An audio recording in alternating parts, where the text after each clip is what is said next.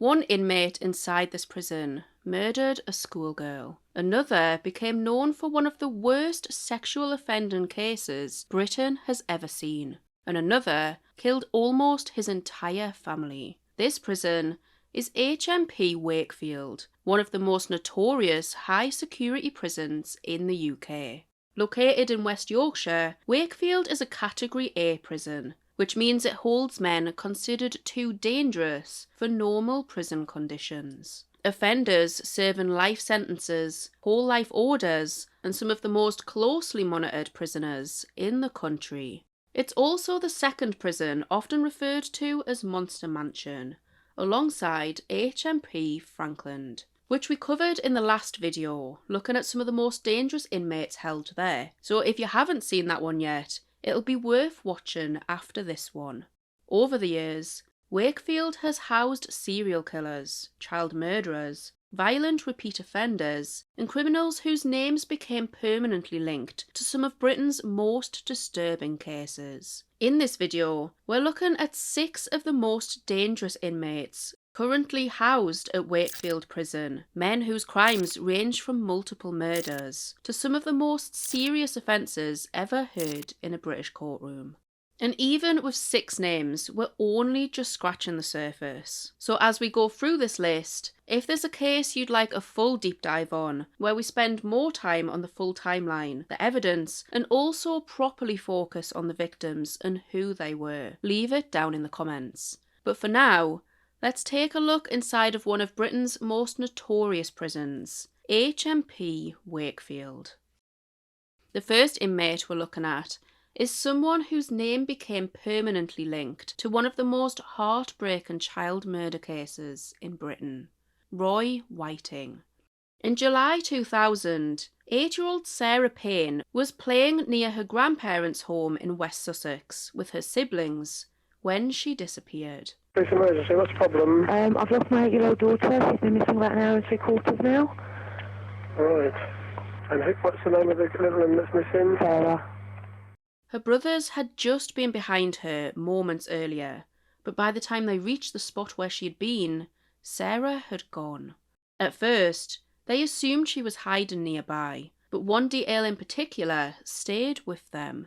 A white van drove past, and the driver smiled and waved at the boys. Later, Sarah's older brother described the man as scruffy-looking, with yellowish teeth. What followed became one of the largest child searches Britain had seen at the time. Search teams, helicopters, police officers and volunteers all joined the effort as the case quickly dominated national news.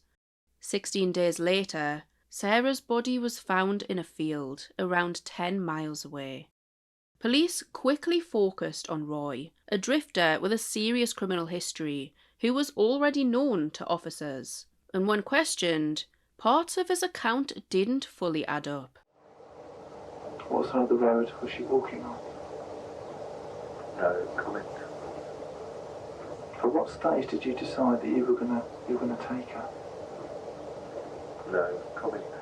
He told police he had been home by around 10 p.m. that evening, but a fuel receipt later placed him just 3 miles from where Sarah's body had eventually been found. At that stage, though, detectives didn't have enough evidence to charge him, so he was released on bail. Then just a week later, Roy was arrested again after stealing a car in Crawley and leading police on a chase before crashing it into a parked vehicle. He was jailed for that sentence, and while he was in custody, investigators carried out forensic testing on his white van. That's when the breakthrough came. Forensic evidence linked him directly to Sarah. What made the case even more disturbing was that Roy had previous convictions for abducting and SAing another young girl years earlier, meaning he had already shown exactly how dangerous he was. In 2001, Roy was convicted of murder and given a life sentence. He was originally told he would serve a minimum of 50 years, although that was later reduced to 40 years on appeal. Even decades later, Roy remains one of the most hated offenders in the prison system and has been attacked multiple times while serving his sentence. 4 people were killed inside one house overnight, and 3 of them were children, one of which had simply gone there for a sleepover. This next inmate is Damien Bendall. In September 2021, police were called to a house in Killarmarsh where 4 bodies were found inside. The victims were 31-year-old Terry Harris, who was pregnant with Damien's child at the time, her 13-year-old son John Paul Bennett, her 11-year-old daughter Lacey Bennett, and Lacey's friend Connie Gent, who was also 11 and had been staying over for the night. Damien had met Terry online, and at the time of the murders, he was staying at the property with her. The court heard that he had been under the influence of substances when the attacks happened. A hammer was used during the killings, and prosecutors described the violence as sustained and extreme. What makes this case especially difficult to process is how ordinary the evening had looked beforehand. 2 of the children had gone to bed expecting a normal night, while Connie had simply gone round for a sleepover with a friend. But by the following morning, all 4 of them were dead. The court also heard that after attacking 11-year-old Lacey, Damien raped her while she was barely alive. One of the details that made this case particularly shocking, even by murder trial standards. After the killings, Damien called police himself. Basically, I need the police and the ambulance and that because I've killed 4 people. Okay, just hold the line. Bear with me. And when officers arrived, he was still at the house. Mate, have you got anything on you that you shouldn't have? No, there's no weapons or nothing. Right. Do you just want to undo your coat? Have you armed yourself? Yeah. You have. Have you stabbed yourself, mate? I can see blood on your hands. Yeah. Anywhere else? Just my chest, 4 inches in with a bread knife. Can we have a look? Yeah, and 1 on the stomach. I bled quite. Right, do you want to Bled quite a lot. yeah. Can we go down No, just stay there. I just don't want to be in front of everyone. Alright, just around the corner. Just walking wounded at the minute. Alright, stand here. Stay here. Right, So, we told you, I know what's going to happen to you now, mate. Well, I know it's going to We happen just- when we go to prison, obviously, again. Why, what have you done? Have you done something to anyone else? Yeah, What have you done? I've murdered 4 people. Damien, at 07:47 hours, I'm arresting you on suspicion of murder. It also emerged that he was actually on probation when these murders happened, following an earlier conviction for arson. In 2023, he was convicted of 4 murders and given a whole life order, meaning he will never be released. But even inside prison, the violence didn't stop. In May 2024, Damien attacked another inmate, Michael Mullany, using a claw hammer inside the prison workshop. The 2 men were said to have regularly played dominoes together, which made the attack even more unexpected. Michael was struck without warning to the back of the head. The court later heard that Damien had planned the attack because he wanted to be moved into segregation, and when asked why he had done it, his only answer was "I don't know." This attack took place in Frankland, after which Damien was transferred to Wakefield Prison. For that attempted murder, he received another life sentence with a minimum term of 15 years, with the judge stating that he will never be released. One man was convicted over attacks against dozens of victims, many of whom had no idea they had even crossed paths with him until police contacted them years later. This next inmate is Reynhard Sinaga. When police first arrived at his flat in Manchester, they had no idea that they were about to uncover one of the largest sexual offence investigations in British criminal history. Reynhard had been living in Manchester as a student, originally from Indonesia, and outwardly appeared to be living a fairly ordinary life, but it was revealed that he was leading a double life. By day, he was a Leeds University student, but by night, he was stalking nightlife areas in Manchester, targeting intoxicated men as they left bars and clubs alone. The court heard he would approach men who were alone, often offering small gestures of help, sometimes something as simple as letting them charge their phone, before persuading them back to his flat. Once there, Reynhard would spike their drinks with GHB before carrying out attacks while they were unconscious, sometimes multiple times. One attack had lasted 8 hours. But he was finally caught when one of his victims awoke during the attack. What investigators later found inside his flat was what exposed the true scale of this case. Police recovered hundreds of recordings of the assaults, made using 2 mobile phones. Footage showing victims clearly unresponsive while the attacks took place. They also discovered what prosecutors described as trophies, personal belongings taken from victims, along with screenshots of their Facebook profiles. That evidence helped detectives begin identifying victim after victim, many of which had no idea that they had even been attacked until the officers contacted them. By the time the trials were complete, Reynhard had been convicted of 159 counts of sexual offences against 48 different men, making him one of the most prolific sex offenders ever convicted in the UK. The psychological harm to the victims has been significant. Some have felt too ashamed to share what happened with friends or family, while others have become depressed, even expressing thoughts of ending their own life. In 2020, he was sentenced to life imprisonment with a minimum term of 30 years, which was later increased to 40 years. 5 members of one family were found shot dead inside a farmhouse, and at first, police believed one of them had done it. This next inmate is someone whose case still divides opinion decades later, Jeremy Bamber. In August 1985, officers were called to White House Farm, where 5 bodies were discovered inside the house. The victims were Jeremy's adoptive parents, Neville and June Bamber, his sister Sheila Caffell, and Sheila's 6-year-old twin sons, Daniel and Nicholas. At first, the deaths were believed to be a murder-suicide. Sheila had a history of mental health problems, and the early assumption was that she had killed her family before turning the gun on herself. But that version of events didn't last long. As investigators looked more closely at the scene, one key piece of evidence changed everything: the rifle's silencer. It was found separately inside a cupboard in the house, and forensic examination later showed traces of Sheila's blood inside of it. Detectives said that if Sheila had fired the final shot herself with the silencer attached, she physically would not have been able to reach the trigger once it was in place. That became one of the major reasons investigators began to doubt the original theory. Attention then shifted towards Jeremy. The prosecution said he had staged the scene to make it look as though his sister was responsible, while he was standing to inherit a significant amount of money after the deaths of his adoptive parents. At trial, the court heard that Jeremy had called police during the night, claiming his dad had phoned him in a panic to say that Sheila had gone berserk with a gun. But investigators later argued that that account did not match the timeline inside the house.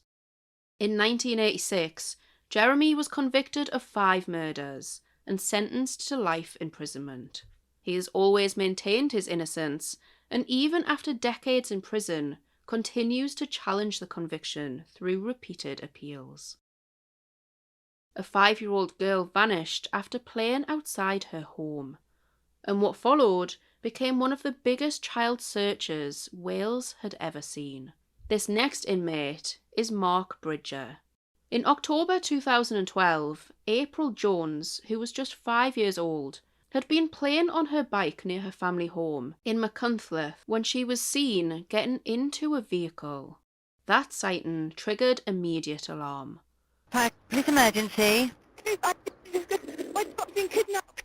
Within hours, police launched a huge search operation, including officers, volunteers, helicopters, and search teams, with people across the country hoping April would be found alive.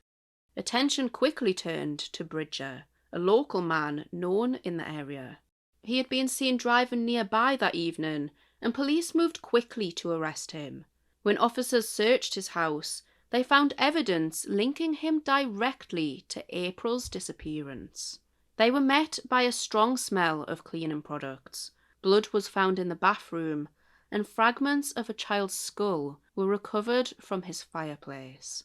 Police also found indecent images of children on his computer, along with clothed photographs of local schoolgirls. Investigators later said Bridger had spent months searching online for potential victims before April disappeared.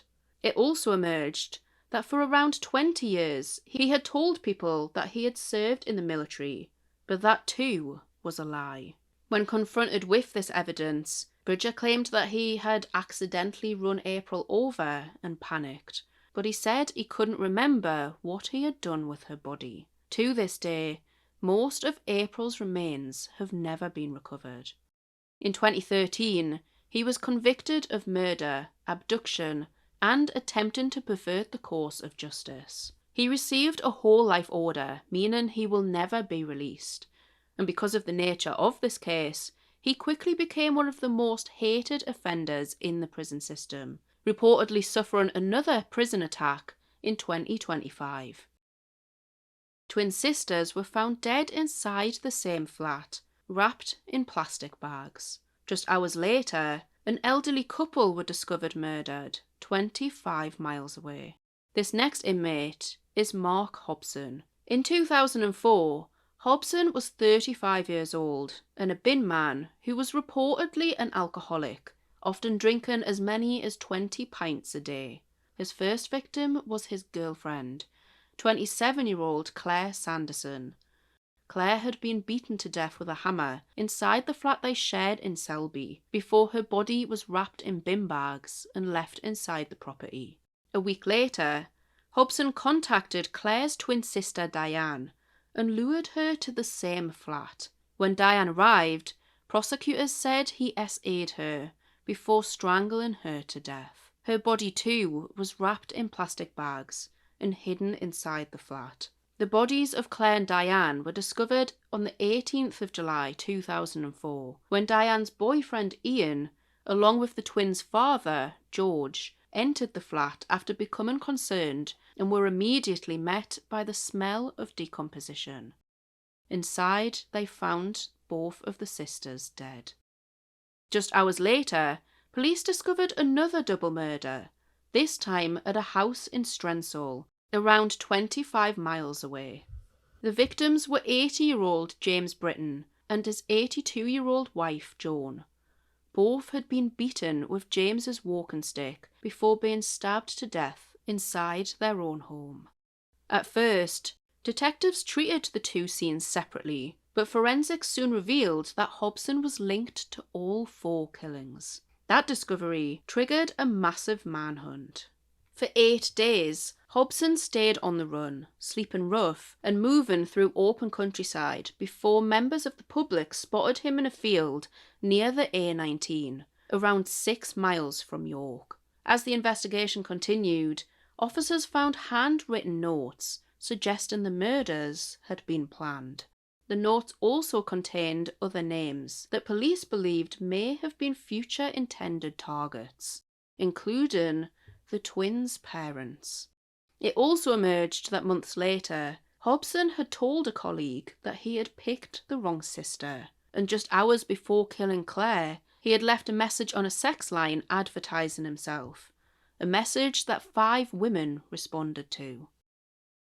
At trial, prosecutors described Hobson as having a long history of violence after suddenly resorting to alcohol and substances. In 2005, he pleaded guilty to all 4 murders and received a whole life order. That was the first whole life sentence in Britain handed down after a guilty plea. Once in prison, his violence only continued when in 2005 he poured boiling water over Ian Huntley, the murderer of schoolgirls Holly Wells and Jessica Chapman. For this, Hobson was placed in solitary confinement for 3 months. From child killers to family murderers, sexual predators, and some of the most violent offenders in the country, the names linked to Wakefield Prison show exactly why it remains one of Britain's most secure prisons. And even with 6 names, this only just scratches the surface. So if there's a particular case from this video that you'd like to see a full deep dive on, then leave it down in the comments.